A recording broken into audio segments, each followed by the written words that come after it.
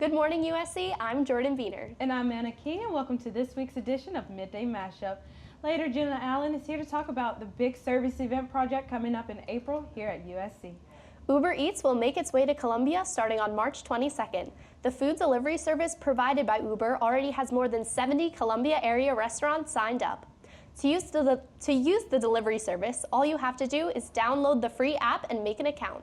You are also able to pay through the app and track your order as it makes its way to your door. Snapchat is continuing to drop in market value after their change in layout. The app initially lost nearly $800 million in market value after Rihanna responded to an offensive ad displayed on the app asking snappers if they would prefer to, quote, slap Rihanna or punch Chris Brown.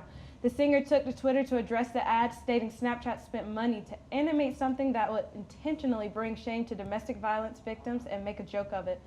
The company stated in response they are, quote, investigating how that happened to make sure it doesn't happen again. The app then took another fall after Kylie Jenner took to Twitter to comment on the new layout, wiping a quote at $1.3 billion off the company's market value. According to CNN, the new layout triggered a change.org petition that was signed at the time 1.2 billion times to get the original layout back. Trump's call to congratulate newly re-elected President Putin has sent Washington into its latest tailspin. Even after NSA members warned against the call, Trump did as he saw fit. Many politicians are appalled after finding out Trump mentioned nothing of the newly placed sanctions on Russia or anything of the recent poisoning of Russian spies in Britain. Arizona Senator John McCain said, quote, an American president does not lead the free world by congratulating dictators on winning sham elections. And by doing so with Vladimir Putin, President Trump insulted every Russian citizen who was denied the right to vote in a free and fair election, end quote. The White House press office has declined to comment on the briefing materials given to Trump before he made the call. So we know that the Smithsonian's National Portrait Gallery recently welcomed beautiful paintings of former President Barack and First Lady Michelle Obama done by artist Amy Sherrill. Well, recently, the Smithsonian Museum tweeted that the portrait of Michelle would be moved to another floor with more space due to, quote, the high volume of visitors the portrait is bringing in. According to CNN News, the museum welcomed 176,700 visitors in the month of February alone, which marked the most visitors to the museum in the last 3 years. So now the portrait can be found on the third floor of the museum.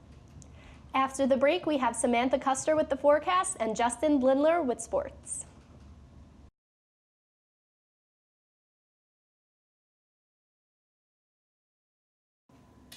Good afternoon, Gamecocks. I'm Samantha Custer with the weather. Today's national forecast on the East Coast is going to have temperatures in the 50s and the upper 60s. Similarly in California with a temperature of 57 degrees.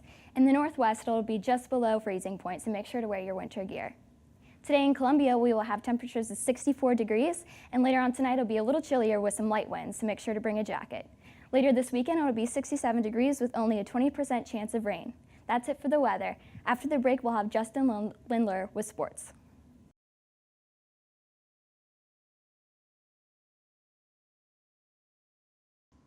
Good morning, Carolina. Let's take a look at the latest news with Gamecock sports. This past Tuesday, the football team held their annual pro day at the Jerry and Steve Spurrier Indoor Football Practice Facility.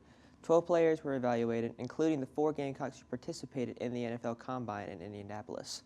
Those being tight end Hayden Hurst, linebacker Sky Moore, defensive tackle Taylor Stallsworth, and defensive back Jamarcus King. Scouts from all 32 NFL teams were present at the event, as well as New England Patriots head coach Bill Belichick. With recent rumors of Rob Gronkowski potentially retiring, could Bill Belichick be looking to consider Hayden Hurst as his next tight end? The Carolina baseball team faces their first true road series of the season when they travel to Athens, Georgia to play the Georgia Bulldogs.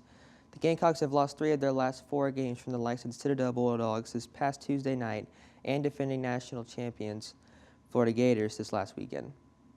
While the Gamecocks look to bounce back, the Bulldogs will be hoping to continue to ride their momentum following their 2-1 series win last week in Tuscaloosa, with their only loss coming from a walk-off in the 13th inning. First pitch for that game is scheduled tonight at 7 o'clock. Lastly, our women's basketball team continues their dance through March as they play in their 5th straight Sweet 16 appearance against the Buffalo Bulls. As you probably heard by now, South Carolina is the defending national champions with intentions of going back-to-back. For the Bulls, this is the university's first ever Sweet 16 appearance, so they aren't going to go down easy. You can catch tip-off of that game tomorrow morning at 11:30. Well, that's all I have for you with Gamecock Sports this week, Carolina. For Midway Mashup, I'm Justin Lindler.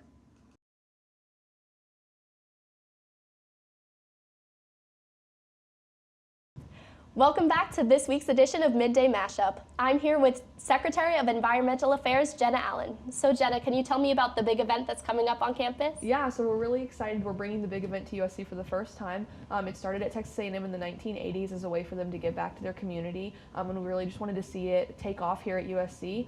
So our event is going to be April 21st from 9 to 1, starting with our kickoff event on Green Street, and then people will come register, pick up their sites for their volunteer work, and then go out into the Columbia community and perform service projects. So what are some of the different service projects that people will be participating in? Yeah, so what makes the big event unique is that it's not based on socioeconomic needs. So anyone in Columbia can sign up to be a site. It's all about building community relationships. So we really want to start the dialogue between students and members of the Columbia community, and really show that Gamecocks have a heart for service and that we do exemplify, the values of the Carolinian Creed in everything we do.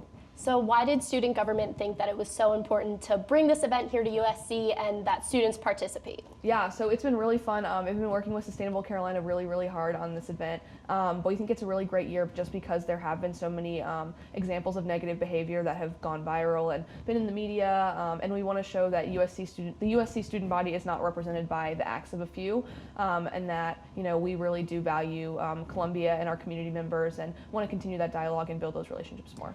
How do you hope that the big event will grow in future years here at Carolina? Yeah, so at Texas A&M, it's actually grown. It's the biggest one-day student-led service project in the country. So they have over 22,000 students volunteer on one specific day in their big event. And I think it has the same potential to grow to that level here at USC.